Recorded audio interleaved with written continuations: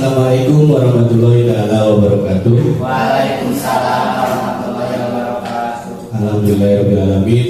Wa bihi nasta'inu ala umuri dunya waddin. Assalatu wassalamu ala asyrofil anbiya'i wal mursalin wa ala alihi wa sahbihi ajma'in. Pertama-tama saya ajak Bapak Ibu semuanya untuk sama-sama memanjatkan syukur kita ke hadirat Ilahi Robbi, yang mana pada kesempatan hari ini kita dapat berkumpul di acara diseminasi budaya positif calon guru penggerak angkatan 11 Kabupaten Tasikmalaya SD Negeri Sindangwangi, tanggal 20 Agustus 2024, yang akan disampaikan oleh pemateri kita, yaitu Bapak Asep Apid Alawi. Yang pertama, Bapak Ibu, salawat serta salamnya mari kita sama-sama curah limpahkan ke junjungan kita semua, yakni Habibana wa Nabiyana Muhammad SAW. Sebelum memasuki acara selanjutnya, yaitu acara inti diseminasi budaya positif, pertama-tama akan ada sambutan dari Kepala SD Negeri Sindangwangi, yaitu Ibu Mulan Budiarti. Kepadanya kami persilakan.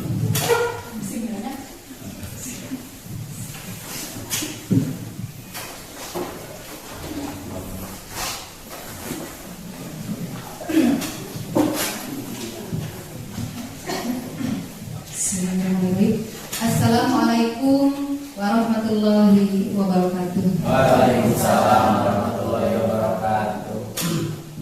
Alhamdulillahirrahmanirrahim. Wassalatu wassalamu ala asrofil anbiya'i wal mursalin wa ala alihi wasahbihi ajma'in. Amma ba'du.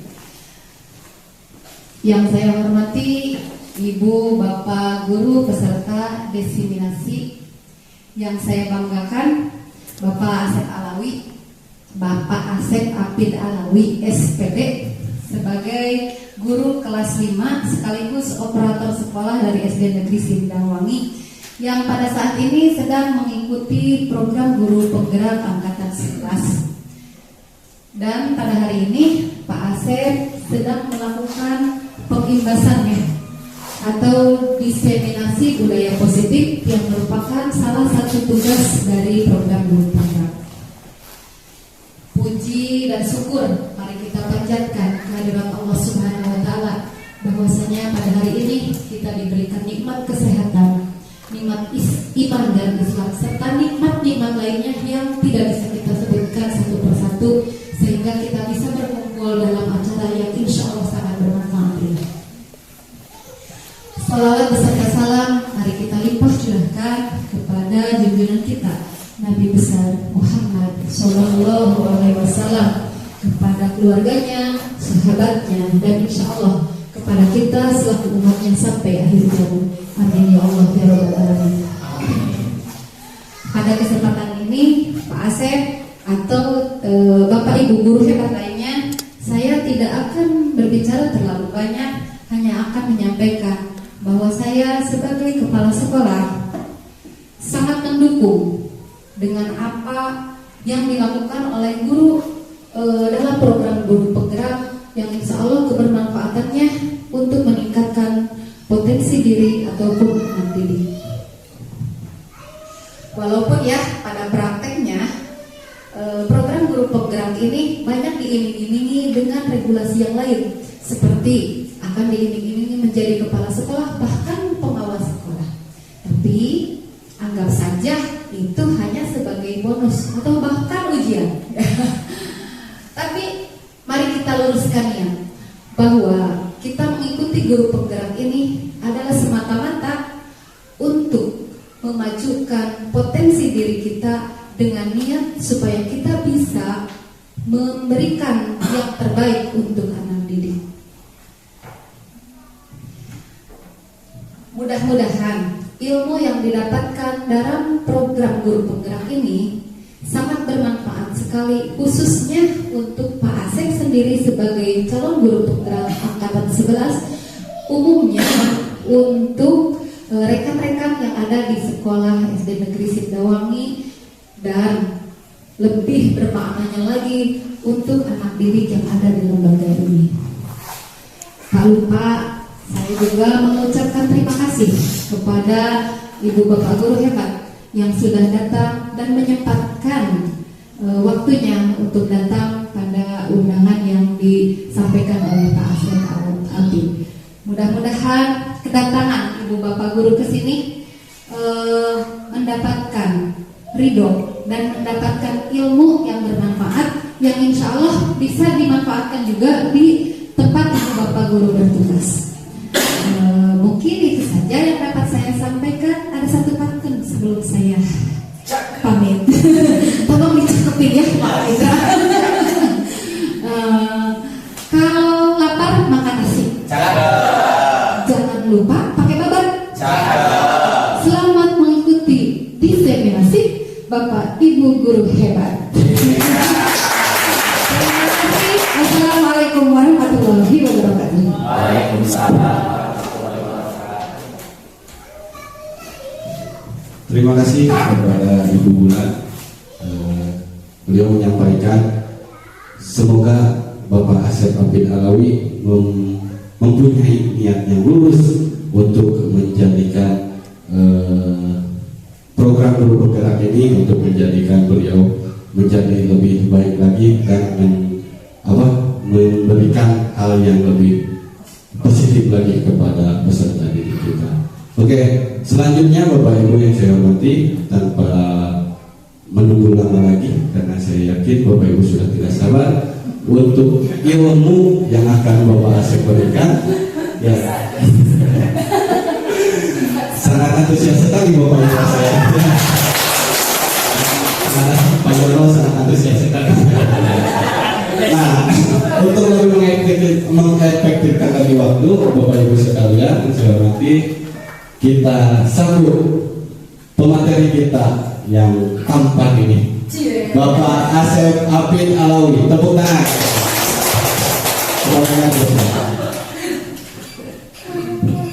Ada kamera halal nggak? Jangan takut.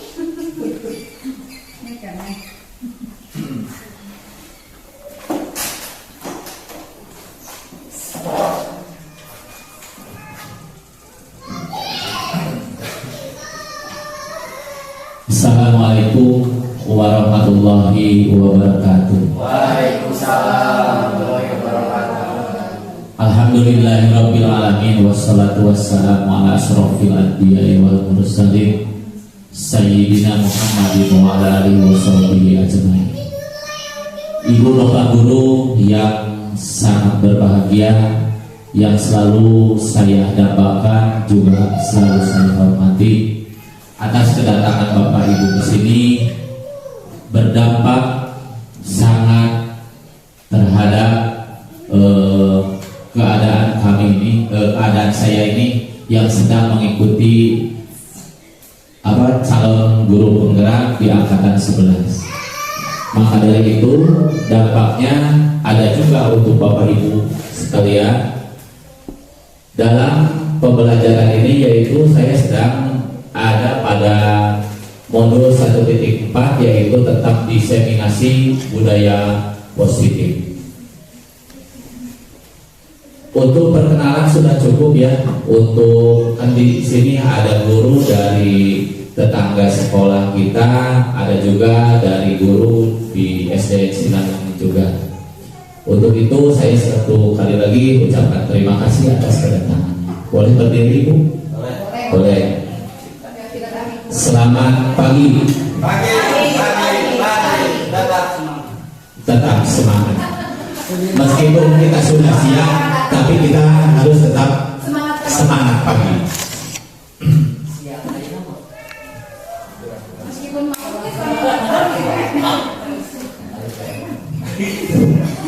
Di sini saya sebagai calon guru penggerak angkatan 11-nya yaitu kelas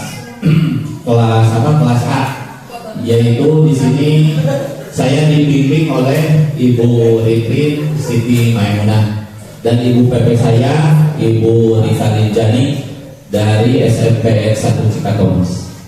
Mungkin untuk perkenalan sudah dicukupkan.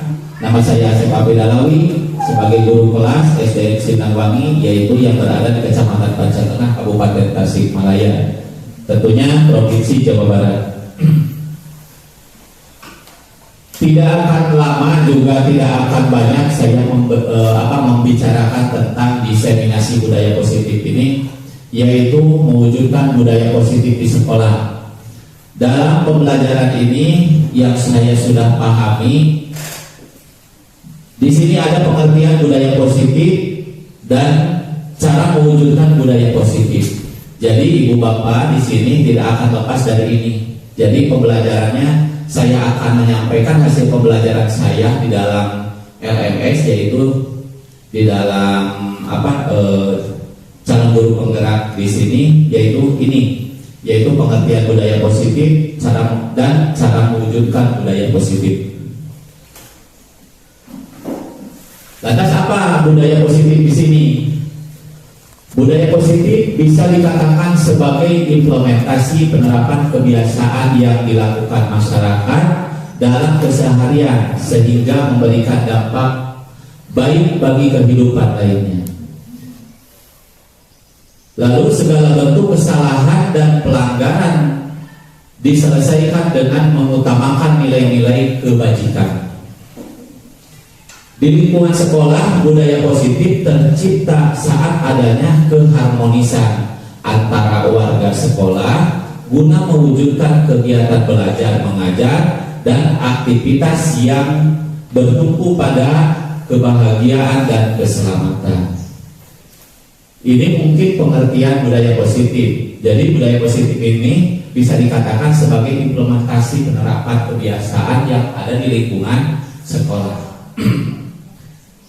Mau ada di masyarakat atau dalam keseharian. Kalau kita kan sebagai pendidik, yang kita harapkan itu peserta didik itu harus karena terlalu banyak budaya dari luar, mungkin kebiasaan siswa dari luar atau datangnya dari suatu keluarga, pasti kebiasaan tersebut akan terpadu atau bertolak belakangan di sekolah ketika bertemu dengan siswanya. Maka dengan ini kita sebagai guru, kita menerapkan budaya positif ini, kita harus betul-betul. Dan bagaimana caranya kita sikapi. Nah, di sini ada cara mewujudkan budaya positif. Sebelumnya Bapak Ibu mungkin di kelas anak-anak kita kadang ada yang suka jengkel di kelas kita. Seperti apa jengkelnya? Dalam hal budaya positif, biasa anak berkata kasar atau yang bukan seharusnya diucapkan kepada temannya. Itu salah satu perilaku yang harus kita terapkan, yaitu budaya positifnya dalam hal komunikasi. Atau di sekolah-sekolah ibu bapak suka ada nggak di kelas atau di kelas? Karena kalau saya memegang kelas 5, mungkin di kelas 4, di kelas 3 atau di sekolah lain, mungkin Pak Indra suka ada? Ya. Yang selalu menjengkelkan? Ada. Pasti ada.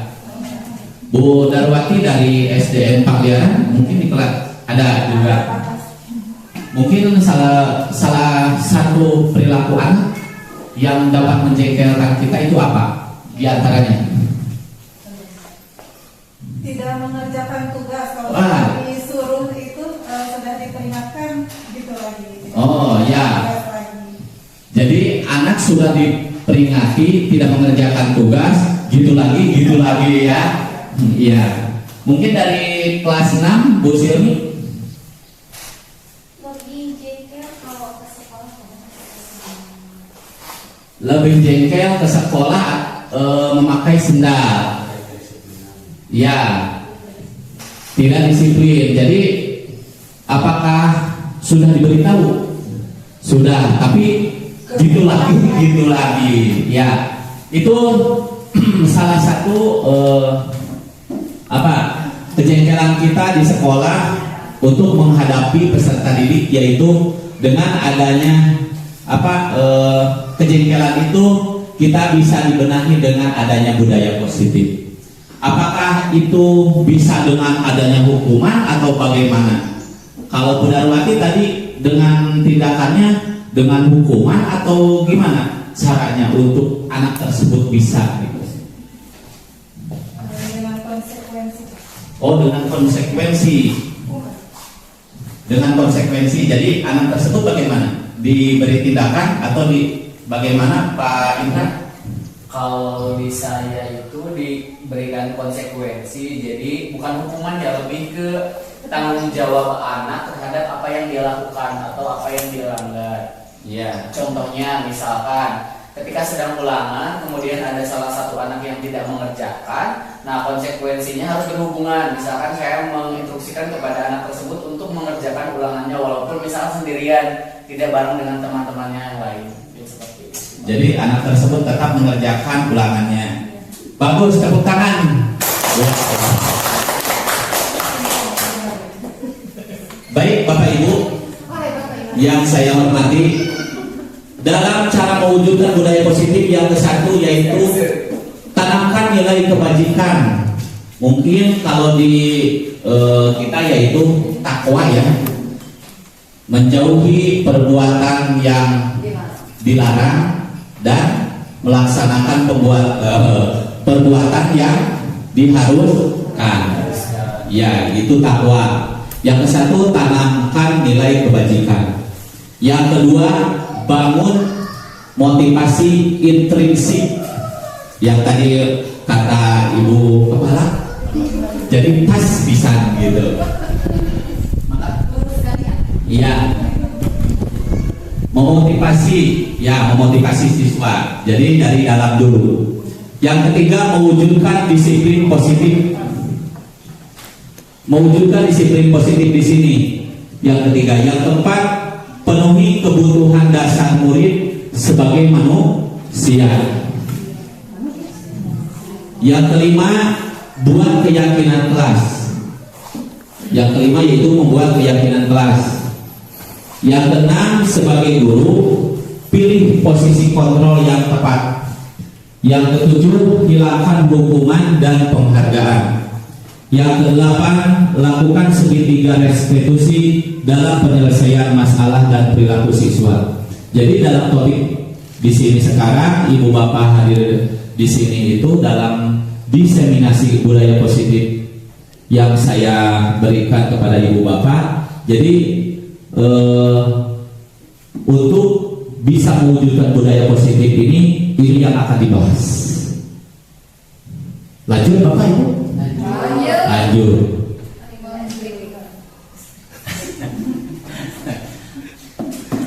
Nanti ya, ice breaking 5 menit lagi. Siap.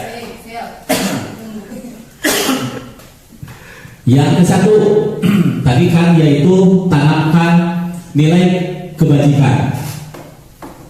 Nilai-nilai kebajikan adalah sifat-sifat positif manusia yang merupakan tujuan mulia yang diinginkan dicapai setiap individu sebagai payung dan fondasi kita berperilaku. Di sini ayat ada yang namanya profil pelajar Pancasila. Yang ke-1 beriman bertakwa kepada Tuhan yang Maha Esa. Yang kedua mandiri. Yang ketiga gotong royong. Yang keempat berkebinekaan global. Bernalar kritis, kreatif. Bisa Ibu Bapak untuk menyanyikan lagu profil pelajar Pancasila? Bisa? Siap? Kasih contoh dulu Pak. Kan kita bareng-bareng supaya kita tidak ngantuk. Siap tidak? Siap. Siap. Mari berdiri ya. Sambil berdiri. Siap. Ya. 1, 2, 3. Sambil tepuk tangan ya. 1, 2, 3 mulai.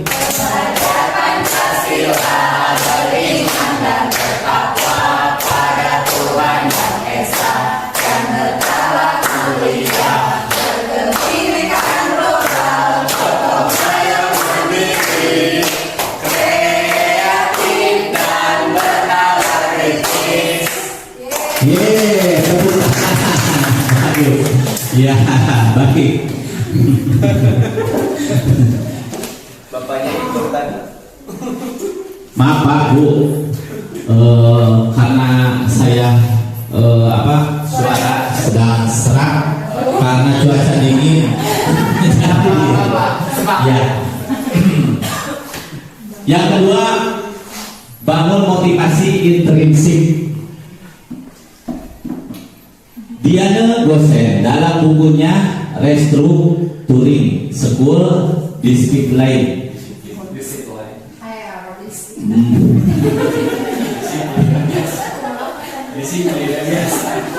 menyatakan bahwa ada 3 motivasi manusia, yaitu satu untuk menghidupi.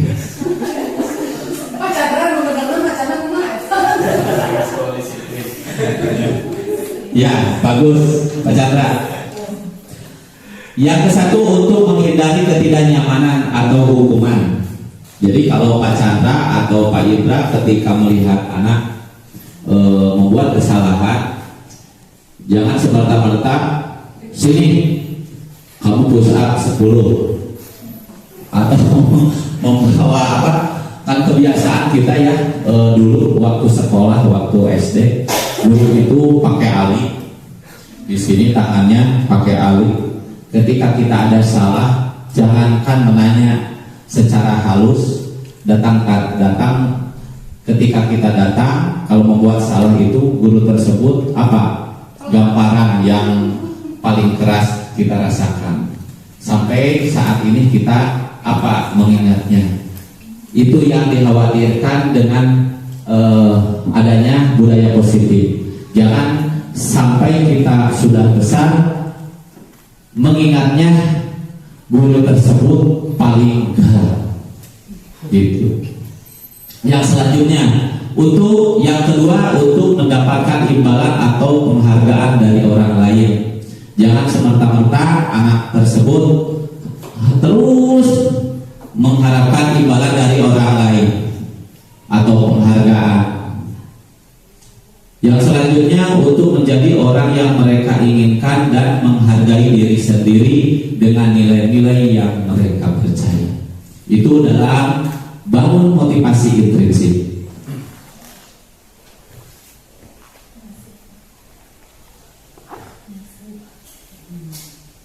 Baru 3, tadi kan 8. Yang ketiga, wujudkan disiplin positif. Disiplin positif adalah bagaimana cara kita mengontrol diri dan bagaimana menguasai diri untuk memilih tindakan yang mengacu pada nilai-nilai yang kita hargai. Tujuan dari disiplin positif adalah menanamkan motivasi yang ketiga pada murid-murid kita, yaitu untuk menjadi orang yang mereka inginkan dan menghargai diri sendiri dengan nilai-nilai yang mereka percaya.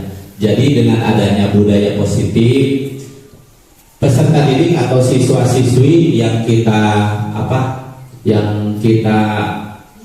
didik di sekolah, jangan sampai tadi mempunyai rasa dendam nantinya, atau bisa dalam arahan perilaku, jadi bisa merasakan bagaimana kalau dia bertindak salah itu merasakan dengan dirinya sendiri, merasa bersalah.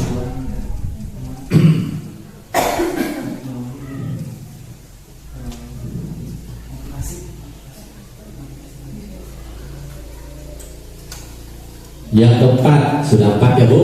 Ya. Penuhi kebutuhan dasar siswa. Jadi untuk memenuhi kebutuhan siswa dulu, di sini ada 5. Yang ke-1 bertahan hidup. Yang kedua, kasih sayang dan rasa diterima. Yang ketiga, kebebasan. Yang keempat, kesenangan. Yang kelima, penguasaan. Maka dari itu, untuk memenuhi kebutuhan dasar siswa itu ada 5. Jadi anak tersebut Jangan semata-mata langsung ditodong ya Bu ya, tapi kita psikologinya harus diberikan terhadap siswa. Kalau mengajar kita lihat dulu bagaimana keadaannya siswa. Kalau memang anak ingin bermain sambil belajar, ya kasih kita supaya tetap ia belajar sambil dia bermain. Yang selanjutnya, yang kelima, buat keyakinan kelas. Mungkin di ibu bapak di sekolah yang lain sudah membuat keyakinan kelas. Di sini dalam keyakinan kelas adalah pedoman perilaku siswa yang merupakan hasil musyawarah dan kesepakatan bersama antar siswa dan guru. Jadi anak-anak itu, contoh di kelas saya yang telah saya laksanakan, anak-anak itu ditanya, coba kesepakatan kelas apa yang kita akan buat? Pak, saya mah kalau yang ada rambut yang gondrong akan harus dipotong, jangan sampai dilama-lama. Itu kesepakatan kelasnya. Terus ke sekolah harus memakai sepatu. Itu hasil kerja dengan anak. Bukan kita yang menentukan, tapi anak yang menentukan. Ada lagi kata anak, Pak, kalau yang tidak memakai sepatu harus dijit jalannya, katanya. Ada lagi. Jadi untuk ibu bapak di sini, kalau bisa di kelas masing-masing buatkan keyakinan kelas untuk menambah kedisiplinan peserta didik. Jadi bukan kita yang menentukan, tapi anak-anak. Dia yang melaksanakan, dia yang menetapkan juga. Di sini keyakinan kelas bersifat lebih abstrak daripada peraturan yang lebih rinci dan konkret. Terus keyakinan kelas berupa pernyataan-pernyataan universal. Pernyataan keyakinan kelas senantiasa dibuat dalam bentuk positif. Keyakinan kelas hendaknya tidak terlalu banyak sehingga mudah diingat dan dipahami oleh semua warga kelas. Yang selanjutnya, keyakinan kelas sebaiknya sesuatu yang dapat diterapkan di lingkungan tersebut. Yang selanjutnya, semua warga kelas hendaknya ikut berkontribusi dalam pembuatan keyakinan kelas lewat kegiatan curah pendapat. Jangan ada paksaan juga sama. Contohnya Bu Nisa di kelas 6, Bu Nisa harus ikut dengan keyakinan kelas yang saya. Awas, meskipun orang lain tidak setuju. Selanjutnya, bersedia meninjau kembali keyakinan kelas dari waktu ke waktu. Ngantuk tidak Bu? Ya. Yuk kita ice breaking dulu. Tepuk tangan dulu. Siap? Siap. Dulunya bagaimana ya? Siapa di sini ada yang bisa memimpin ice breaking? Tepuk satu. Kalau ada tepuknya tepuk. Boleh Pak Ade ke depan. Ya, tepuk tangan buat Pak Ade. Boleh. Ya. Biar kita ngantuk ya, saya hasil untuk ice breaking. Siap. Jadi kalau tidak ada kata tepuk, jangan tepuk, oke? Dapat dipahami? Tepuk satu, tepuk dua, tiga. Jadi kalau tidak ada kata tepuk, jangan tepuk. Sekali lagi. Satu, tepuk dua, tiga, tepuk keempat, lima, tepuk satu, dua, tepuk tiga, empat, tepuk keempat. Cukup sekian, Mas? Ya. Baik, terima kasih Pak Ade yang telah memberikan kesenangan bagi kita ya. Jadi otak kita tambah refresh ya. Selanjutnya nomor 6. Sebentar lagi Bu. Di sini ada contoh keyakinan kelas. Kami meyakini bahwa sangat penting menghormati semua orang dan barang yang dimilikinya. Ini contoh keyakinan kelas yang telah kami sepakati dengan siswa-siswi yang siswa-siswi yang ada di kelas kami, yaitu kelas 5. Yang selanjutnya kami meyakini bahwa kami mampu jadi murid yang mandiri, jujur dan bertanggung jawab. Yang selanjutnya, keyakinan kelas kami meyakini bahwa kebersamaan dan bergotong royong melahirkan kasih sayang. Yang selanjutnya, kami meyakini bahwa kebersihan kelas dan sekolah adalah kunci kenyamanan bagi kenyamanan kami berada di sekolah. Ini contoh keyakinan kelas yang telah kami sepakati di kelas 5. Selanjutnya baru nomor 6. Sebagai guru, pilih posisi kontrol yang tepat. Nah, untuk mengontrol kita sebagai guru, kita harus mengontrol, ada di sini ada 5, yaitu penghukum, membuat merasa bersalah siswa tersebut, terus menjadi teman, pemantau dan manajer. Kita satu-satu. Penghukum, seorang penghukum bisa menggunakan hukuman fisik maupun verbal. Yang selanjutnya, orang-orang yang menjalankan posisi menghukum senantiasa mengatakan bahwa sekolah memerlukan sistem atau alat yang dapat lebih menekankan murid-murid lebih dalam lagi.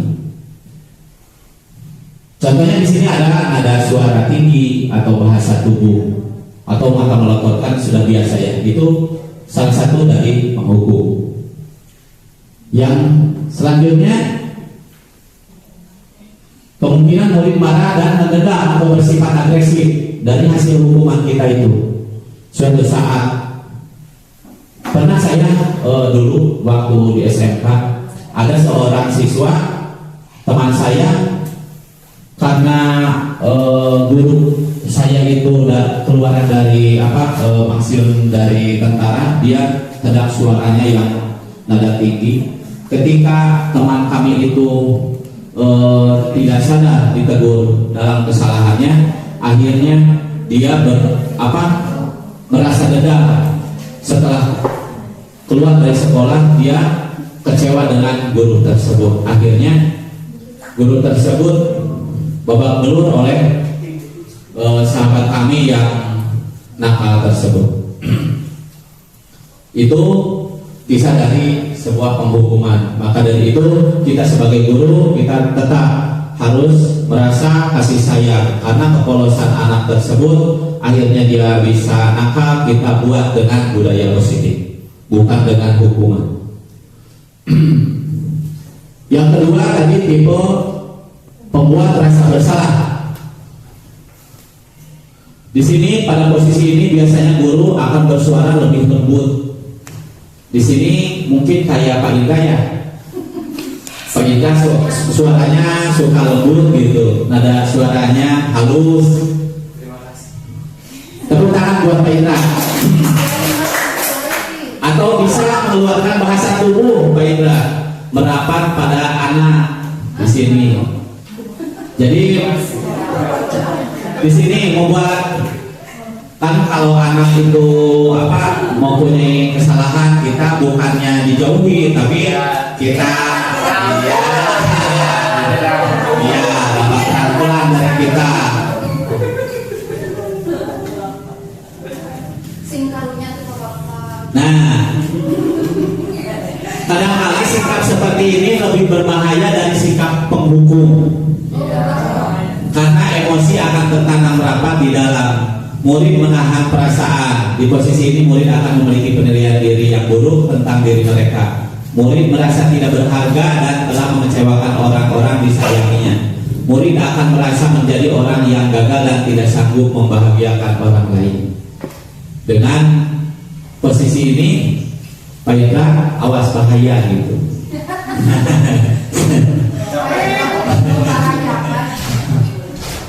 Di sini ada contoh kalimat, ibu sangat kecewa sekali dengan kamu. Berapa kali Bapak harus memberitahu kamu ya?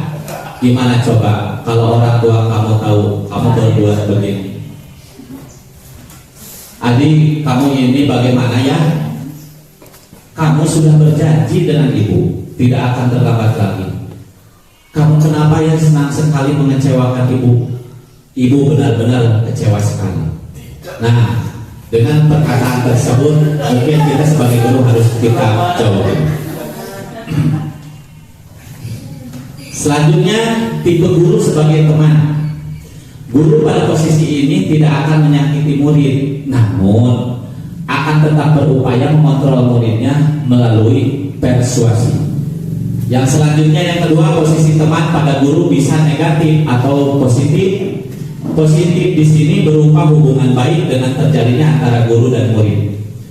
Guru di posisi teman menggunakan hubungan baik dan humor untuk mempengaruhi seseorang. Biasanya ini di kalangan ini Pak Ade suka seperti ini ya, Pak Ade. Nada suara ramah, akrab, dan bercanda, bahasa tubuh merapat pada murid, mata dan senyuman jenaka. Murid akan merasa senang dan akrab dengan guru. Pak Yono masuk ya? Pak Yono. Semangat satu Pak Yono, tepuk tangan. Hal negatif dari posisi teman adalah bila suatu saat guru tersebut tidak membantu mereka, murid akan kecewa. Murid menjadi tergantung pada guru tersebut. Jadi kalau di salah satu contohnya di sini ada Pak Yono seperti ini, tidak hanya jadi semua anak tersebut akan bergantung pada Pak Yono gitu. Murid menjadi tergantung pada guru tersebut. Bila ada masalah, dia merasa bisa mengandalkan guru tersebut untuk membantunya. Jadi anak-anak tersebut itu terus Pak Yono. Padahal ada di kelas 1 terus Pak Yono. Awas bejakeun cenah. Kalau bahasa Sunda kan seperti itu. Seperti itu. Ini tipe guru sebagai teman. Contoh kalimatnya, adik, ayolah, bagaimana sih kamu? Kemarin kamu sudah janji ke Bapak bukan? Kenapa terlambat lagi? Sambil tertawa ringan. Ya, sudah tidak apa-apa, duduk dulu sana.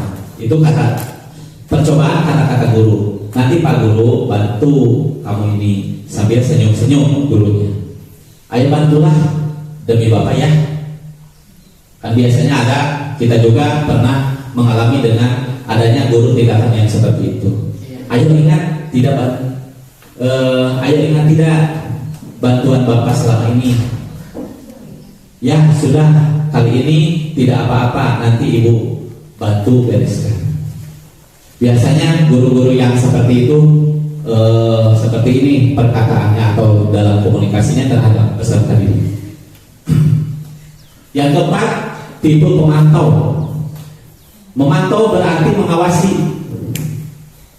Pada saat kita mengawasi, kita bertanggung jawab atas perilaku orang-orang yang kita awasi. Posisi pemantau berdasarkan pada peraturan-peraturan dan konsekuensi. Dengan menggunakan sanksi atau konsekuensi, kita dapat memisahkan hubungan pribadi kita dengan murid. Sebagai seseorang yang menjalankan posisi pemantau sendiri berawal dari teori stimulus respon yang menunjukkan tanggung jawab guru dalam kontrol murid. Posisi pemantau memiliki nada suara datar, bahasa tubuh yang formal, tapi matanya mungkin selalu mengontrol.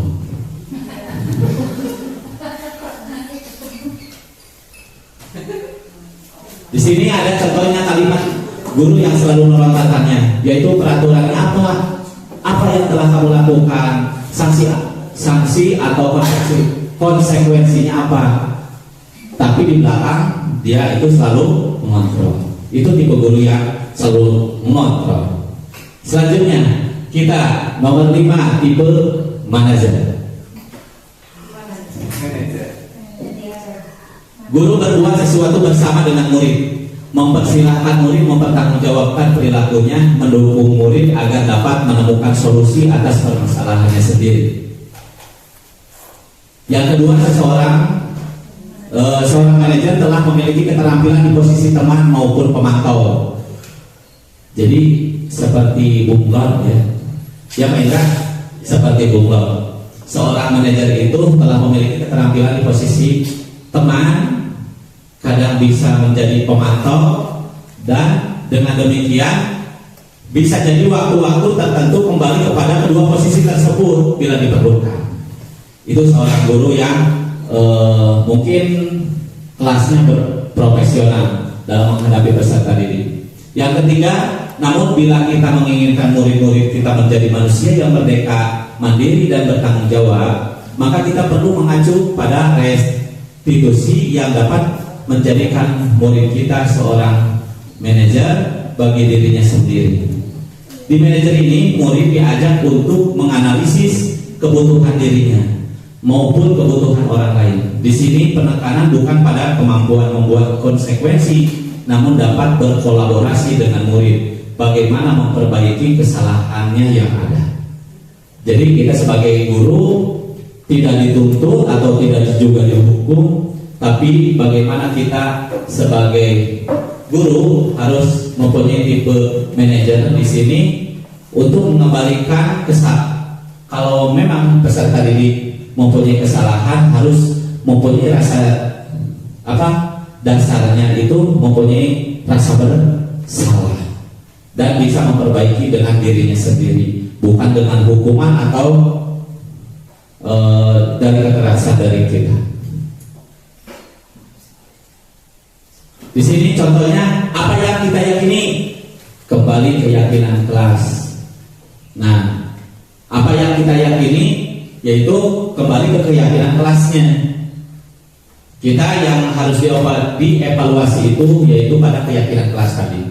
Yang selanjutnya, apakah kamu meyakininya dalam tadi keyakinan kelas tersebut? Jika kamu meyakininya, apa kamu bersedia memperbaikinya? Nah, yang selanjutnya, jika kamu memperbaiki ini, hal ini menunjukkan apa tentang dirimu? Apa rencana kamu untuk memperbaiki hal ini kalau memang siswa tersebut melakukan kesalahan? Biasanya kita jangan sampai kita kalau memang sedang lelah atau bagaimana anak tersebut membuat kesalahan, biarin besok aja. Kadang ada yang seperti itu, tapi kita jangan seperti itu. Kita harus menjadi guru yang manajer.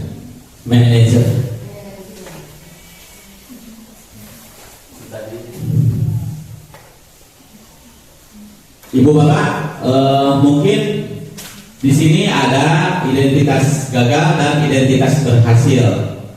Di sini ada perilaku kontrol negatif, ada perilaku kontrol positif, ada kontrol diri. Ini perilaku kontrol negatif yang ini kita kalau sebagai guru menghukum atau membuat orang merasa bersalah yang ini. Kamu sudah mengecewakan Bapak. Ada yang seperti itu. Atau berceramah menunjukkan kekecewaan mendalam. Kamu terus-terusan diceramahi anak tersebut. Nah, ini yaitu perilaku kontrol negatif. Yang selanjutnya perilaku kontrol positif ini. Kadang siswa diajak, ada yang seperti teman, atau kita sebagai pemantau. Lanjut, kita harus sebagai kontrol diri, sebagai manajer. Tujuh, hilangkan hukuman dan penghargaan. Efek penghargaan di sini ada, mempunyai efek penghargaan itu. Kita biasanya selalu memberikan penghargaan. Ayo siapa yang bisa, kita kasih pulang. Ayo siapa yang bisa, akan Bapak kasih permen. Kalau di sini pada pembelajaran ini, efek penghargaan ini akan mempunyai efek gitu. Penghargaan itu mempunyai efek, yaitu berlaku hanya untuk jangka waktu pendek, tidak berkepanjangan. Terus penghargaan tidak efektif dan merusak suatu hubungan. Biasanya kalau anak yang diberi penghargaan, contohnya yang bisa perkalian pulang. Kalau yang tidak bisa perkalian, gini aja duduk sambil lihat-lihat temannya yang sudah pulang. Ujung-ujungnya oleh gurunya, kamu sudah bisa enggak? Belum. Pada akhirnya pulang aja. Seperti itu. Contohnya seperti itu. Jadi anak tersebut merasa minder karena kemarin juga pulangnya akhir. Itu salah satu contoh dari efek penghargaan. Mematikan kreativitas, penghargaan menghukum, lalu menyulitkan anak memiliki motivasi intrinsik tadi. Yang kedelapan, alhamdulillah, lakukan segitiga restitusi dalam menyelesaikan masalah anak.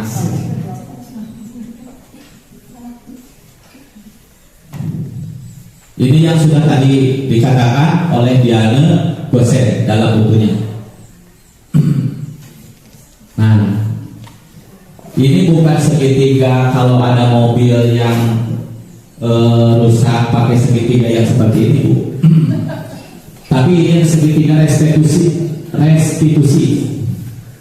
Yang mana di sini yang baris ini validasi tindakan yang salah. Yang ke bawahnya menstabilkan identitas. Di sana menanyakan keyakinan. Jadi hasil dari segitiga restitusi ini, kita untuk menerapkan budaya positif kita harus dikuasai. Kita yang ke satu, kita validasi dulu. Kalau Bu Yen mempunyai anaknya yang nakal, yang ke satu Bu Yen kita harus validasi dulu.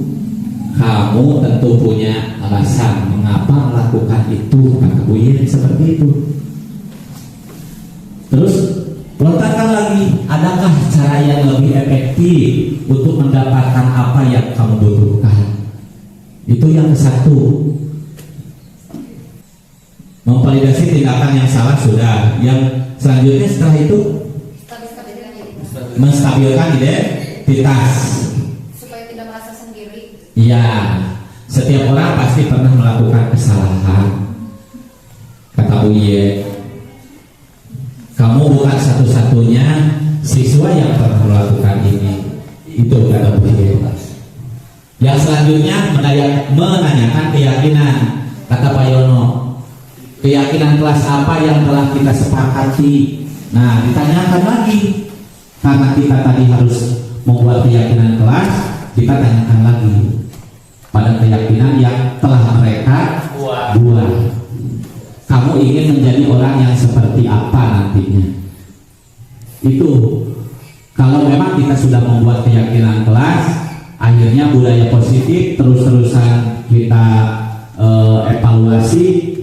Pada akhirnya peserta didik yang kita dambakan, yang kita harapkan akan menjadi orang yang mempunyai karakter apa? Positif, mempunyai budaya disiplin positif. Baiklah, yang ke satu apa? Menstabilkan identitas. Menstabilkan identitas. Di sini yang ke satu menstabilkan identitas, yang kedua validasi tindakan yang salah. Yang ketiga Menanyakan keyakinan. baru kita menanyakan keyakinan. Sudah bisa diedit. Tepuk tangan. Sudah. Ice breaking lagi. Kita ice breaking lagi, Pak. Siap. Semangat. Tepuk tangan untuk ibu kepala kita.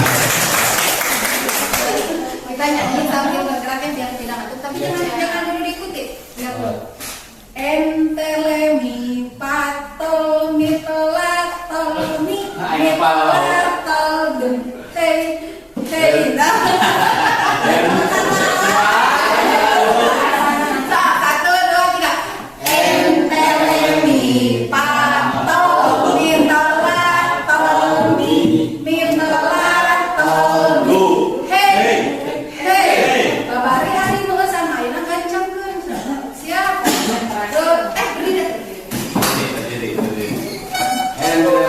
Entelemi patol Entelemi pato. mitolatomi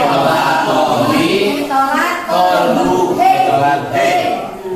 Jadi dikencangkan ya, 1, 2, 3. Entelemi patol mitolatomi mitolatomi. Hey, hey,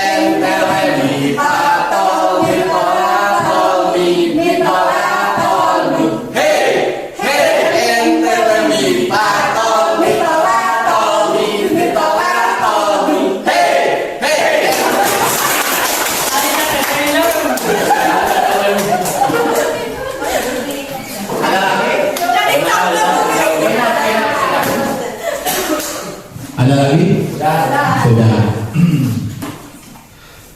Sekarang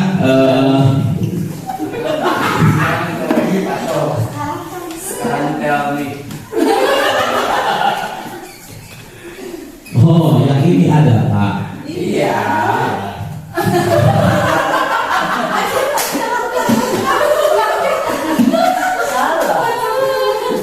Nah, di sini ada contoh dialog segitiga restitusi. Biarin saja, ini sebuah contoh dialog segitiga restitusi. Di sini ada Pak Dade adalah guru kelas 4 di SDN Wandasari. Saat sedang melaksanakan pembelajaran di kelas, Pak Dade memperhatikan ada muridnya yang bernama Erpan tidak memperhatikan dan malah mengganggu Erpan. Oh maaf, ini salah ketik. Mas kita apa Chef?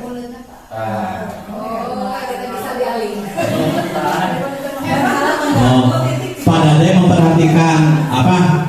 Di sini, ulangi. Saat sedang melaksanakan pembelajaran di kelas, Pak Dade memperhatikan ada muridnya yang bernama Erpan tidak memperhatikan dan malah mengganggu teman Erpan di sebangku hingga teman sebangkunya pun tidak fokus belajar karena merasa terganggu. Melihat hal itu, Pak Dade mencoba menegurnya untuk tidak memperhatikan dan tidak mengganggu temannya yang sedang belajar. Kemudian setelah jam pelajaran selesai, Pak Dade memanggil Erpan ke kantor untuk melakukan diskusi. Kata gurunya yaitu Pak Dade, Erpan, tadi Bapak memperhatikan kamu waktu pembelajaran di kelas, kamu mengganggu Raihan teman sebangkumu ya? Erpan, iya Pak, saya tidak mengganggunya. Saya tadi. Iya Pak, saya tadi mengganggunya. Saya niatnya bercanda saja Pak. Lalu guru di sini, Erpan, kalau niatnya bercanda sih boleh saja, tidak ada yang melarang kok. Asal masih dalam tahapan kewajaran.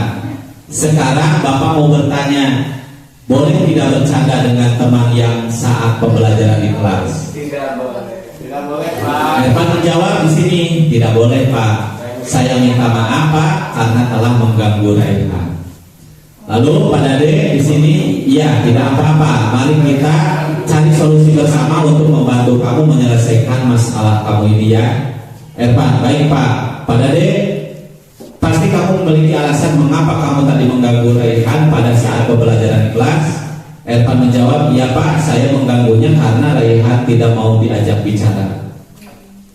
Pak Dade, apakah kamu bisa ingat tentang keyakinan kelas yang telah kita buat bersama-sama waktu yang lalu? Erpan menjawab, ya masih Pak. Pak Dade, bisa mengingatkan dan menyebutkan keyakinan kelas yang mana yang kamu sudah langgar? Erpan, di sini Erpan menyimak guru yang sedang menerangkan dan saling menghormati kalian. Tidak Pak. Pak Dade, di sini betul apakah mengganggu teman waktu belajar di kelas merupakan sikap menghormati orang lain? Tidak Pak. Nah, baik, kamu tadi pasti juga mendapatkan rasa senang bisa mengganggu teman kamu. Tapi perbuatanmu itu tidak baik, apalagi ketika sedang belajar. Selanjutnya, langkah apa saja yang akan kamu lakukan agar kejadian itu tidak terulang kembali? Jawab Erpan. Saya tidak akan mengganggu teman lagi dan akan memperhatikan guru ketika sedang mengajarkan. Iya. Saya jadi padanya. Baik, sekarang mari kita bersama-sama untuk melaksanakan keyakinan kelas yang sudah kita sepakati bersama untuk mencapai sebuah kesuksesan dan jangan mengulangi lagi perbuatan tadi ya. Iya, terima kasih. Iya, sama-sama. Silakan kembali ke kelas dan bergabung bersama teman-teman yang lainnya. Baik Pak, ayo maaf dulu Pak. Iya. Assalamualaikum. Nah, itulah diseminasi dari budaya positif yang kami paparkan untuk Bapak Ibu guru. Hebat. Ya, Ibu Guru yang telah hadir di sini mungkin telah menyisihkan waktunya buat kami dan kami juga memberikan sedikit hasil pembelajaran di calon guru penggerak ini angkatan 11, karena harus saya berikan terhadap teman-teman yang ada di sekolah atau di sekolah lain atau dari lingkungan yang dekat dalam hal mendidik budaya positif di peserta didik. Untuk itu saya kembalikan pada moderator. Baik, terima kasih. Assalamualaikum warahmatullahi wabarakatuh. Baik, terima kasih dan tepuk tangan untuk Bapak kami atas ilmu yang sangat berharga yang bagi kita semua. Jadi kita dapat mengetahui tentang cara mewujudkan budaya positif dalam konteks lingkungan kelas, lingkungan sekolah dengan beberapa cara. Ada 8 cara tadi ya. Masih ingat ibu-ibu caranya, bapak-bapak semuanya? Masih ingat ya. Ada mewujudkan disiplin positif, motivasi intrinsik, memenuhi kebutuhan dasar siswa, membuat yang memenuhi kebutuhan dasar manusia, siswa sebagai manusia. Itu kalau nggak salah saya pernah baca itu menurut Dr. Maria Montessori ada 5 kebutuhan manusia.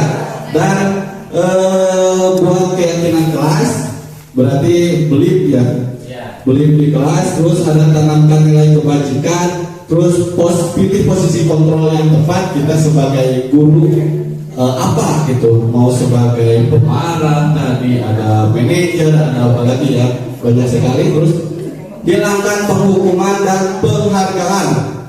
Terus ada lagi yang ke-8 itu segitiga restitusi yang segitiga restitusi yang menurut Dr. Diana Johnson Goseng tahun 1992 nya dalam bukunya apa dari itu? Restructuring School Discipline. Oke. Dan baik Bapak Ibu sekalian yang saya hormati, untuk selanjutnya adalah sesi tanya jawab. Mungkin ada beberapa pertanyaan yang diizinkan Pak Asep. Ada beberapa pertanyaan? Ya, cukup 2 saja. Cukup 2 pertanyaan saja yang kami izinkan. Untuk itu boleh. Satu juga boleh. Dua boleh, satu lebih baik. Baik, Bapak Ibu ada satu pertanyaan yang Bapak Asep izinkan. Boleh bentuknya diskusi, boleh juga untuk meningkatkan terhadap pembelajaran saya juga. Nah, itu Pak Asep sebagai pemateri yang baik, Bapak Ibu semuanya, tidak menutup untuk atas masukan dan saran Bapak Ibu atas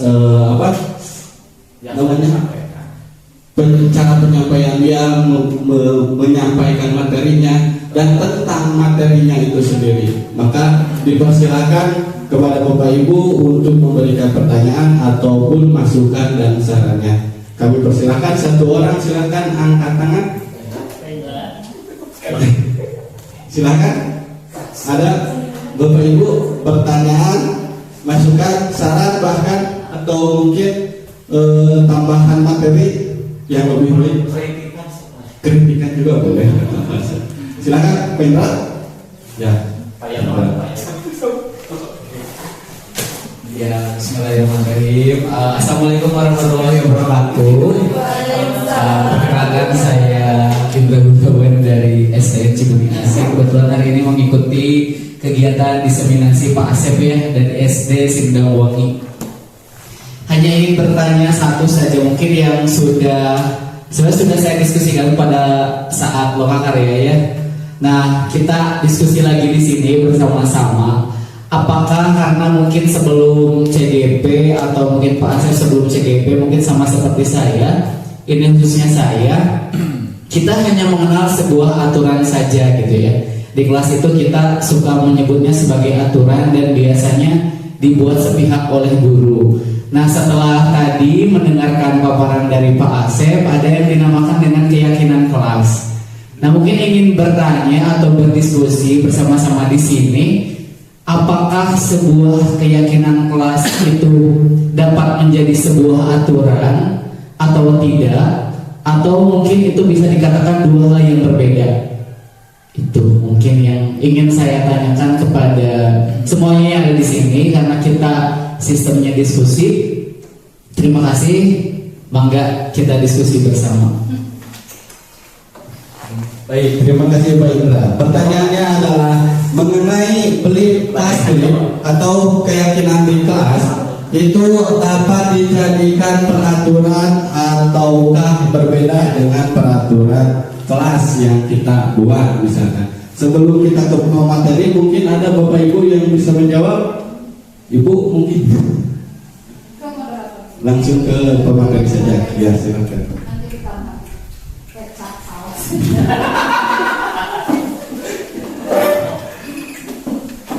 Tadi pertanyaannya yaitu apa keyakinan kelas tersebut bisa menjadikan sebuah peraturan atau tidak gitu. Hanya itu saja ya. Mungkin di sini Bu Nisa bisa menjawab. Nah, peraturan atau tidak? Mungkin itu peraturan yang sudah dibuat oleh siswa sendiri. Karena kan kalau dulu itu kata Pak Indra tadi, peraturan itu dibuat oleh guru, hanya sepihak ya. Jadi anak tersebut kalau mau tidak mau ya, kalau mau ke sekolah tidak pakai sepatu, contohnya ada peraturan tidak memakai sepatu akan diberi hukuman, contohnya lari di lapangan 10 putaran. Itu menjadikan rasa berat bagi anak. Tapi sekarang ini untuk keyakinan kelas itu dibuat oleh mereka peserta didik dan dilaksanakan juga oleh peserta didik. Akhirnya peserta didik akan merasakan kesadaran yang signifikan bagi dirinya sendiri untuk mematuhi peraturan yang sudah dibuatnya. Jadi merasakan bersalah oleh dirinya sendiri. Itu mungkin Pak Indra. Bisa dijadikan aturan ya. Iya, bisa. Bu Nisa mau menambahkan? Silakan.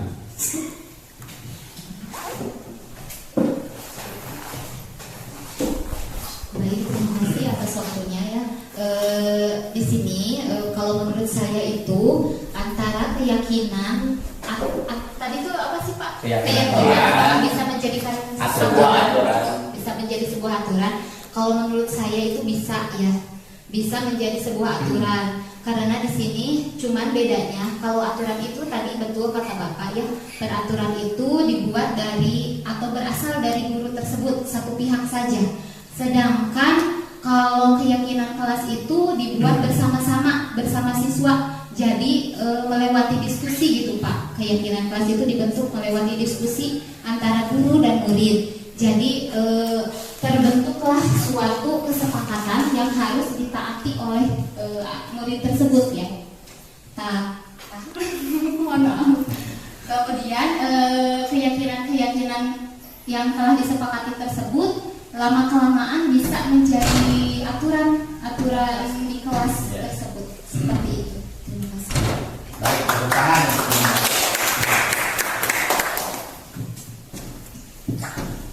Mungkin terima kasih kepada Bu Nisa yang telah memberikan tambahan bagi saya dan juga semuanya.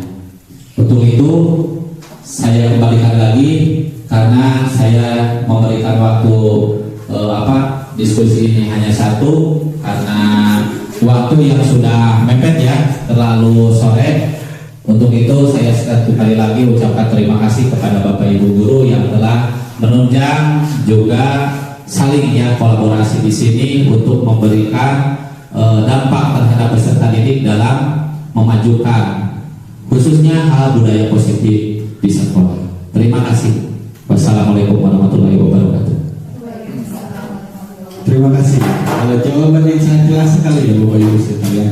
Jadi keyakinan itu sebagai landasan yang bisa dijadikan sebagai landasan sebuah aturan dan disepakati oleh siswa itu sendiri. Jadi ada keyakinan yang dipercayai siswa kalau itu dilakukan baik, dan kalau itu dilakukan justru sebaliknya mungkin ya.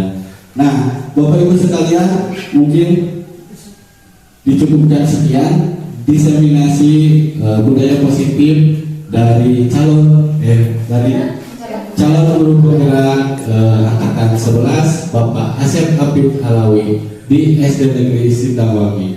Sekali lagi berikan tepuk tangan yang meriah untuk Bapak Asep Alawi. Saya atas nama moderator dan narasumber mohon undur diri. Akhirul kalam. Wassalamualaikum warahmatullahi wabarakatuh. Waalaikumsalam